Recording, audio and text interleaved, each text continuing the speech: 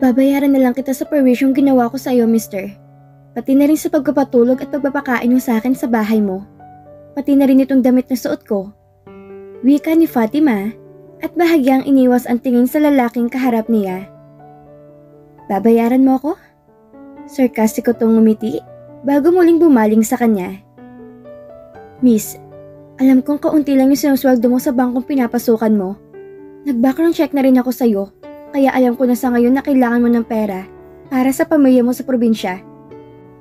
Tanggapin mo ng alok ko at kakalimutan ko ng atraso mo. At pagkapirma mo pa lang sa kontrata, makakatanggap ka na agad ng paunang bayad. Paniniyak na wika ni Hendrix. Sa isip ni Fatima, ganito ba ka-interesado tong Hendrix na to? At gumawa pa ng background checking sa kanya? At bakit siya pang napili nito? Gayong marami ng mga babaeng mapagpipilian. Wala man lang ba tong girlfriend at kailangan pa itong gumastos ng malaking pera? Samot-saring mga bagay-bagay ang nasa isipan niya. Sa ngayon, ay hindi niya alam kung anong kanyang gagawin. Hindi pa nga siya nakapag-move on kay Eric, tapos papasok pa siya sa mas malaki pang problema. Basta bibigyan kita ng sapat na panahon para mag-isip, miss. 1 linggo lang ibibigay ko sa'yo. At kung sakaling hindi ka pumayag, hindi ka pa rin makakawala sa akin dahil sisingilin pa rin kita sa atraso mo sa akin. At hindi ka makapagtatago dahil mahanap pa rin kita kahit saan ka pa magpunta. Mariing wika ni Hendrix saka ito tumayo. Aalis na tayo. Tumayo naman kaagad si Fatima dahil gustong-gusto na niyang makauwi sa apartment. Masyado na magulo ang utak niya. Dumagdag pa tong pambihirang lalaking mahirap ispelingin ang ugali. Dinampot ni Fatima ang papel sa mesa at inilagay niya sa bag. Ano namang masama kung subukan niyang basahin ang mga nakasulat doon para magiging fair din sa Hendrix na to? Mamaya na lang niya to iisipin na mabuti kapag nakauwi na siya ng apartment. Sigurado naghihintay na sa kanya ngayon ng kaibigan niya. Mister, bakit kailangan mo pa magbayad ng malaking halaga para sa kasunduan? Wala ka bang girlfriend? Yung totoo ni papakilala mo sa lola mo? Alanganing tanong ni Fatima nung nasa loob na sila ng sasakyan. Shut up. Wala kang alam kaya tumahimik ka na lang. Wala kang karapatang magtanong ng mga personal na bagay sa akin. Sarkastikong tugon ni Hendrix. Medyo na-insulto si Fatima sa sinabi ng lalaki. Ngunit ayaw na niyang makipagtalo pa rito dahil ayaw na niya ng gulo. Itinuon na lamang niyang kanyang paningin sa labas ng bintana, ngunit bigla niyang naalala. Kaya pala sinabi sa kanya ni Manang Remy kaninang umaga na hindi pwedeng tawagin ito sa pangalan lang ang girlfriend ng kanyang amo. Kasi siguro nga, sinabi ni Hendrik na girlfriend niya, nito, gago talaga tong bakulaw na to. Sinulya pa ni Fatima saglit ang lalaki para tingnan ang ekspresyon ng mukha nito. Hindi naman to nagagalit o kaya'y naiinis. Seryoso lang to sa pagmamaneho. At bakit pa sulyap-sulyap ka dyan? Attracted ka na ba sa akin? Ngumingiting sabi ni Hendrix. Hindi na lang ni Fatima to pinansin dahil hindi naman talaga siya interesado dito. Nagtataka lang siya kung ano talaga ang tunay na ugali ng lalaking to. Salamat naman at dumating ka na, Mars. Nag-aalala na ako sa'yo. Hindi mo naman kasi sinasagot ang mga text sa tawag ko. Akala ko napaano ka na. Kanina ka pa umalis ng bangko Ba't ngayon ka lang? Tanong ni Kay sa kanya na makarating na siya sa apartment na kanyang tinutuluyan. Oh, ba't ganyan na mukha mo, Mars? Ano naman ang problema at nakasimangot ka? Nagkita ba kayo ni Eric? Sunod-sunod na tanong nito. Hindi pa nga siya nakabihis ay inuulan na siya ng maraming mga tanong. Hanggang sa makapasok si Fatima sa kanyang silid at nakasunod pa rin to sa kanya. Umupo ito sa kama habang naghihintay ng kanyang sasabihin. Tinitingnan lang siya nito habang nagbibihis. Nasanay naman kasi silang dalawa nang ganun at wala siyang pakaalam kahit nalalantad ang kanyang mga katawan dahil pareho naman silang babae. Matapos siyang makapagbihis, umupo siya sa tabi ng kanyang kaibigan. Kumain ka na ba? Nauna na akong kumain kasi nagutom na ako kanina. Tagal mo kasi Wika ni Kay. Mars, ano ba nangyayari sa'yo? May problema ba kayo ni Eric? Ba't umiiyak ka kanina sa trabaho? Tanong naman nito. Para nga tong investigador ko makapagtanong, hindi pa nga nasasagot ang isa, may tanong na namang iba. Huminga na malalim si Fatima bago siya nagsimula magkwento. Mars, wala na kami ni Eric. Panimulang sabi niya. Nanlaki ang mga mata ni Kay nang marinig ang sinabi niya. Botong-boto pa naman to doon sa boyfriend niyang manloloko. Mars, bakit? Anong problema? Bakit biglaan? Nagtatakang tanong nito. Hindi na ni Fatima kayang pigilan ng sakit na nararamdaman niya, kaya humagulhol siya ng iyak. Niyakap naman siya kaagad ng kanyang kaibigan at inaapuhap nito ang likod niya. Sige Mars, iyak mo lang yan ha. Ilabas mo lahat ng sama ng loob mo at pagkatapos mag-usap tayo. Sabi nito sa kanya. Umiyak siya ng umiyak dahil talagang nasasaktan siya. Masakit ang puso niya dahil hindi niya ina-expect na ito lang pala magwawakas ng 4 na taon nilang pinagsamahan ni Eric. At na matapos na niyang mailabas ang lahat ng sama ng loob niya, tumahan na rin siya sa pag-iyak at nagpunas ng kanyang mga luha. Tumayo naman agad si Kay para bigyan siya ng tubig. Mars, anong problema? Makikinig ako Mars. Seryosong sabi nito, tumingin siya rito at nagsimulang magkwento. Mars, niloko ko na Eric. Hindi ko akalain na ako palang higit na masosurpresa kahapon sa birthday niya. Nakita ko siya at ang babae sa banyo at gumagawa ng kawalang hiyaan. Aniya, habang patuloy sa pagpahid ng kanyang mga luha. Ano? Abay gago pala yung Eric na yun ah. Galit ng wika ni Kay. Hindi ko nga akalain magagawa niyang lokohin ako Mars. Pagkatapos na maibigay ko sa kanya sarili ko. Kaya ako naglasing kagabi sa resto bar. Uminom ako ng 2 boteng beer at nalasing ako. Dahil masakit na masakit, Mars. Muli na naman si Fatima ang napahagulhol ng iyak. Diyos ko, Mars. Di sana tinawagan mo ako para masamahan kita. Kung napano ka dun? Marami pa namang masasamang taong nagkalat dito sa Maynila. Ipaniliwanag ni Fatima rito na gusto niya mapag-isa, kaya hindi na lamang niya to tinawagan. Wala kasi siyang ibang maisip na gawin sa mga sandaling yon, kundi ang lunurin sa alak ang sarili niya at nang makalimutan saglit ang sakit ng kanyang nararamdaman. So, saan ka natulog kagabi? At tanong nito habang tinitingnan ang kanyang suot. Kaninang blouse yan? Ngayon ko lang nakita yan ah. Tanong ulit nito. Hindi na yata nauubusan ng tanong tong kaibigan niya at na-appreciate naman niya to kahit papaano. Nag-aalala talaga to sa kanya kaya hindi mapakali sa kakatanong. Muli siyang nagpahid ng luha at saka nagsimula magsalaysay sa kaibigan niya kung paano siya napunta sa bahay ni Hendrix at kung gaano to kasungit sa kanya. Patuloy lang na nakikinig si Kay sa kanya at nang banggitin niya ang buong pangalan ng lalaki, ay napangangato bigla. Hendrix Saavedra? Yung ba nagatid sa'yo kanina sa bangko? Ay, ang gwapo niya pala sa personal. Tumayo ito at biglang napatili. Naku Mars, alam mo ba kung sino siya? Tanong na naman ulit ni Kay. Palakad-lakad to na parang na-excite nang hindi niya mawari. Bigla si Fatima na napatitig sa kaibigan niya na halatang kinikilig mula nung banggitin niya ang pangalan ng lalaki. Hindi ko alam at wala akong pakaalam sa bakulaw na yon. Tinawag pa naman ako Misuka girl at saka ang sungit niya ha, walang modo. Naiinis na wika ni Fatima. Tumingin lang si Kay sa kanya at ngumingiti-ngiti pa to sa kamuling napaupo sa tabi niya. Alam mo ba kung gaano kayaman si Hendrix Saavedra? Diyos ko, anak ng isang bilyonaryo Mars at tagi-isang tagapagmana ng malaking pabrika ng sapatos sa Marikina. Bulalas nito. Nanlaki ang mga mata ni Fatima sa kanyang narinig. Hindi niya akalain na si Hendrix palang anak na may-ari ng malaking pagawaan ng sapatos sa Marikina. Kaya pala hindi man lang to nag-atubiling alukin siya ng 10 milyon, pumayag lang siya sa kasunduan. Napakayaman pala ng mokong na yon, sa isip niya.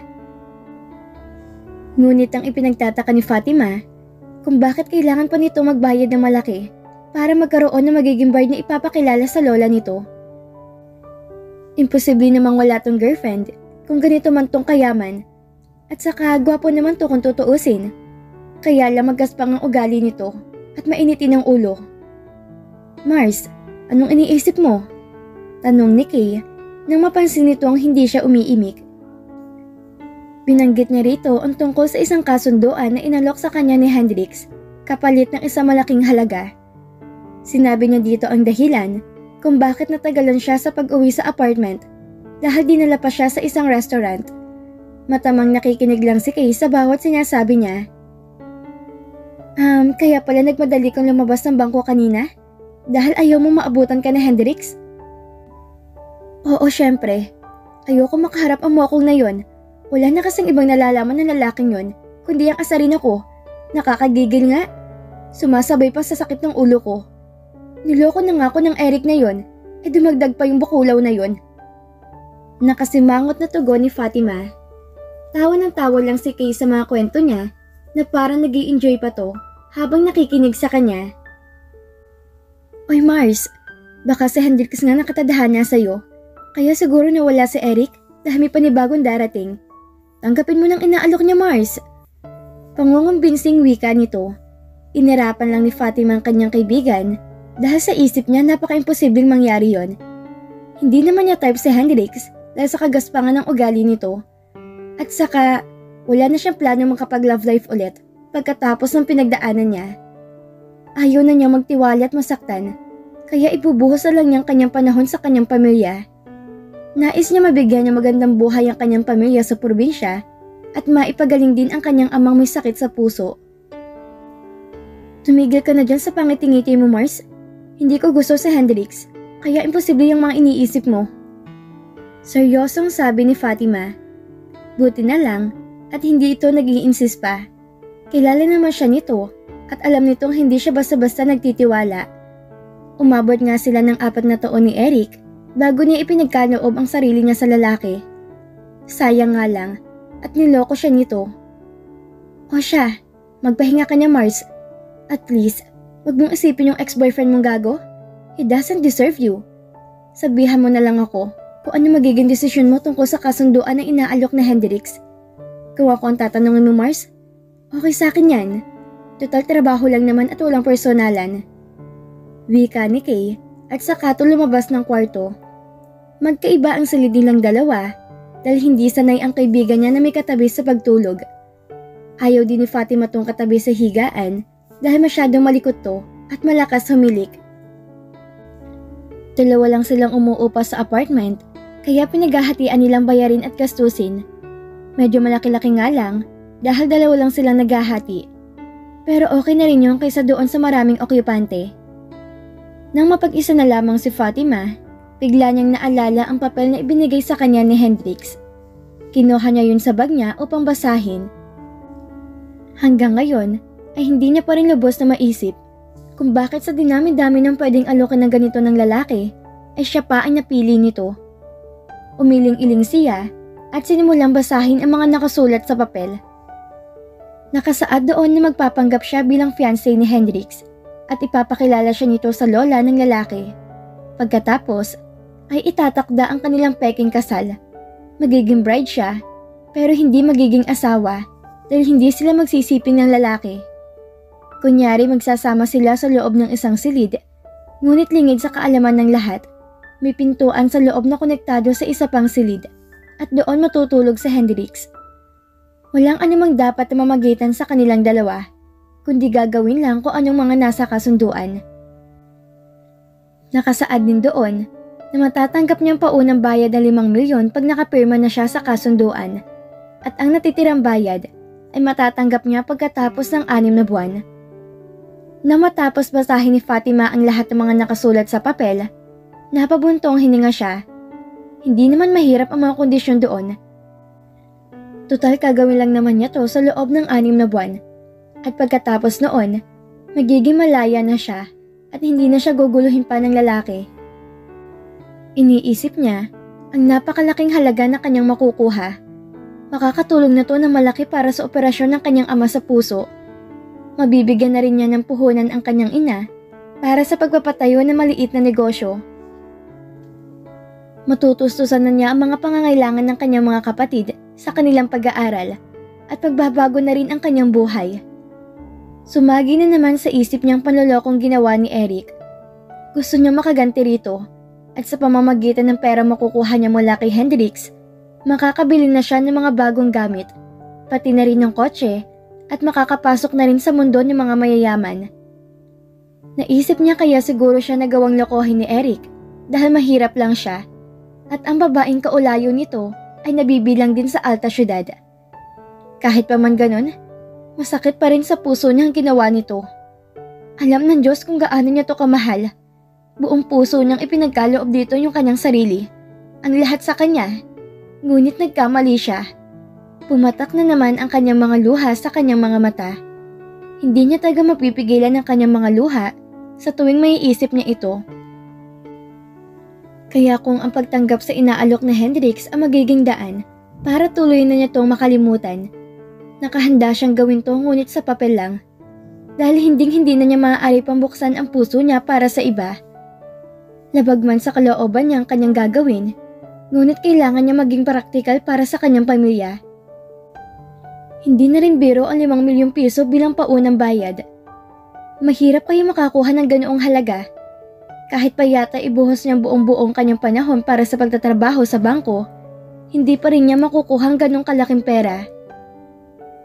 Bukas, ay sasabihin niya to kay Kay dahil may karapatan naman tong malaman ang mga plano niya. Matalik niya tong kaibigan at ito ang naging karami niya sa tuwa, lungkot at saya kaya nararapat lang na ipapaalam niya rito ang desisyon niya. Nakasanayan na ni Fatima ang gumising na maaga kapag may pasok sa trabaho. Kahit hindi pa nga siya magpa-alarm kung sana lang siyang nagigising kapag alas 5 na. Bahagya siyang nag-unat ng mga bisig bago siya tumayo. Ngunit bigla namang sumagi sa isipan niya si Eric. Ayaw yata siyang tantanan na walang hiyang lalaki na yon. At kahit wala na siya, ay patuloy pa rin ginugulo nitong isipan niya. Kinuha niya ang kanyang cellphone upang tingnan kung may nag-text sa kanya. Marami nga nagpa-pop up ng mga text messages at nang malaman niyang nanggaling kay Eric ang mga yon, ay binura niya kaagad. May mga missed calls pa nga to sa kanya, pero dahil naka-silent mode ang cellphone niya, hindi niya na to narinig kagabi. Iniscroll muna ni Fatima saglit ang cellphone niya hanggang sa napunta siya sa kanyang gallery. Nandun pa pala ang mga pictures na manloloko niyang nobyo. Mga kuha yun nung huli silang magkasama. Habang tinitingnan niya ang mga yon, muli na naman siyang nagiging emosyonal. Hindi niya talaga akalain na humantong sa ganitong kanilang relasyon. Pinahid niya ang mga luha sa kanyang mga mata habang pinagmamasdan ang mga pictures silang dalawa ng lalaki. Sa huling pagkakataon, nais mo na niyang tingnan ang mukha ng lalaking minahal niya ng labis at pinagkatiwala niya ng buong buo. Ngunit niloko lang siya. Pagkatapos ng sandaling pag-i-emote Fatima, binura na niya lahat ang mga alaala ni Eric, pati na ang mga text messages nito. Pagkatapos, ay binuksan na niya ang kanyang Facebook account upang i-block ang account nito at nang hindi na ito makapanggulo pa sa kanya. Ayaw na niyang umiyak pa dahil sa lalaki na yon. Kailangan na niyang mag-move on at magpatuloy sa buhay. At naipangako niya sa kanyang sarili na hindi na siya muling iibig pa at hindi na muli magtitiwala pa sa mga lalaki. Sa isip niya, totoo nga ang sinasabi ng iba na walang forever. Siguro nga'y maswerte na rin yung ilan na nagkatuluyan talaga hanggang sa huli. Pero siya ay isa sa mga hindi pinalad na mamahalin ng totoo. Napabundong hininga na lamang si Fatima at pilit na iwinawaksi sa isipan ang mga masasakit na pinagdaanan niya kay Eric. Bumangon siya at nagsaing sa rice cooker. Kadalasan siya nagsasaing dahil mas nauuna siyang gumising kaysa kay Kay. Ngunit kapag weekends naman, ay ang kaibigan niya ang naghahanda ng kanilang pagkain. Tuwing umaga, pritong itlog at beef loaf lang ang kanilang inuulam para na rin makatipid. Mahal pa naman ng mga bilihin sa Maynila, hindi kagaya sa probinsya na maraming mapagkukunan, basta't masipag lang sa pagtatanim. Pagkatapos si Fatima na makapagluto, kinuha niyang kanyang tuwalya para maligo. Isa lang ang comfort room nila kasi dalawa lang naman sila ni Kay sa loob ng apartment. Hindi naman sila nagkakasabay sa paggamit ng banyo dahil kadalasan, Pasado 7:00 na kung nagigising ang kanyang kaibigan.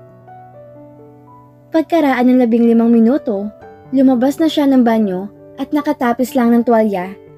Ngunit nagulat siya dahil bumungad sa may pintuan ang mukha ni Kay at naghihikab pa ito. Gaga ka talaga, Mars. Ginulat mo naman ako? Bulyaw ni Fatima sa kaibigan. Sorry po, Mars. Naiihi na kasi ako eh. Nakangiting tugon nito habang nagmamadali sa pagpasok sa loob ng comfort room. Nakapagbihis na si Fatima at nakahanda na rin ang pagkain sa mesa, ngunit nasa loob pa rin ng CR si Kay. Pagtingin niya sa orasan, halos nangangalahating oras na pala to sa loob. Kailangan makaalis na sila ng apartment ng 8:00 para hindi sila mahuli sa trabaho. Hoy, bilisan mo na dyan at kakain na tayo. Malakas na sigaw ni Fatima. Naiinis na siya dahil matagal talaga maligo tong kaibigan niya. Minsan umaabot pa nga ng 1 oras. Maya't mayay lumabas na ito ng banyo at pangiti-ngiti pa na parang hindi nagmamadali. Ang kupat mo talagang babae ka. Ewan ko sa'yo. Naiiritang wika niya. Ngunit nginitian lang siya nito. Sanay naman kasi to na makarinig ng ganun mula sa kanya dahil para magkapatid na ang turingan nilang dalawa. Kaya malaya nilang pagalitan o sawayin ng isa't isa. Pagkaraan ng ilang sandali, lumabas na ng kwarto si Kay at nakabihis na to ng uniforme. Nagmamadali silang kumain kasi malapit na mag 8:00 at ayaw niya mahuli sa trabaho. Kapag lampas 8:00 na kasi, masyado na matraffic sa daan at lagi ng puno ng sasakyan sa LRT. Ngunit biglang nakarinig sila ng busina ng sasakyan at parang humintuto sa tapat ng kanilang apartment. Dali-daling tumayo ang kaibigan niya para tingnan sa bintana kung sino ang dumating. Oh my God! Hendrik Saavedra is here! Bulalas ni Kay habang tinakpan nito ang bibig para hindi ito mapatili. Nagulat si Fatima sa sinabi nito, kaya tumayo din siya upang tiyakin kung si Hendrix nga ba talaga ang sakay ng kotse na pumarada sa tapat ng kanilang apartment. At kitang-kita niya ang hitsura ng lalaking kahapon lang ay tinawag niyang bakulaw. Nagbaba kasi ito ng salamin ng bintana ng sasakyan, kaya tumambad sa kanyang paningin ang gwapo nitong mukha. O diba? Sinundo ka na ng Prince Charming mo, Mars? Kinikilig na wika ni Kay. Inirapan lang niya to dahil hindi naman niya inaasahang pupunta dito ang lalaki. Hindi rin naman sinabi nito kagabi nung hinatid siya. Sa isip niya, ano kayang nakain ng mokong na to at may pasundo-sundo pang nalalaman?